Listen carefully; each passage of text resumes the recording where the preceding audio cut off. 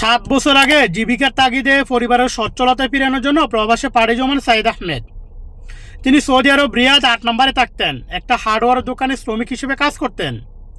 মাঝখানে নাকি 3 বছর পরে একবার দেশে গিয়েছিলেন। তিনি আবার দেশে যাবেন, প্রস্তুতি নিয়েছেন। টিকিট কাটা শেষ, 15 তারিখ তার ফ্লাইট ছিল। কেনাকাটা করা শেষ, লাগেজ বাঁধা শেষ। তার একটা ছোট্ট সন্তান আছে, 6 বছরের আরিয়ান। ছেলে যখন শুনছে বাবা দেশে যাবে, সে কত খুশি হয়েছে। বাবা অনেক খুশি, অনেক বছর পরে তার ছেলেকে কোলে নিবে, আদর করবে। হঠাৎ আল্লাহর কি লীলা খেলা দেখেন, তার দোকানের মাল আসছে একটা ট্রাকে করে। সে মালগুলো আনলোড করতেছিল। হঠাৎ একটা বেপরোয়া একটা ছোট কার এসে ও গাড়িতে মেরে দেওয়ার পরে গাড়িটা দুমড়ে মুড়ছে, এক জায়গায় গিয়ে পড়ে। জায়গার মধ্যে সাইদ আহমেদ অনেক আহত হয়। আশপাশে যত প্রবাসী আছিল, তার দোকানের যারা মালিক ছিল, তারা নাকি তাকে তাড়াতাড়ি হাসপাতালে নিয়ে যায়। হাসপাতালে নেওয়ার পরে ডাক্তার তাকে মৃত ঘোষণা করে। এদিকে তার পরিবার থেকে অনেকবার কল দিচ্ছে, তার নাম্বার বন্ধ সাইদ আহমেদের। তারা তো অনেক টেনশনের মধ্যে আছে। শেষ পর্যন্ত দোকানের মালিকের নাম্বারে কল দিছে।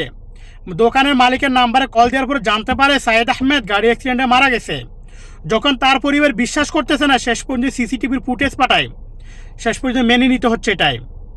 দেশে যাওয়ার কথা ছিল, তার ছেলে তার বাবাকে পাবে, বাবা অনেক আদর করবে।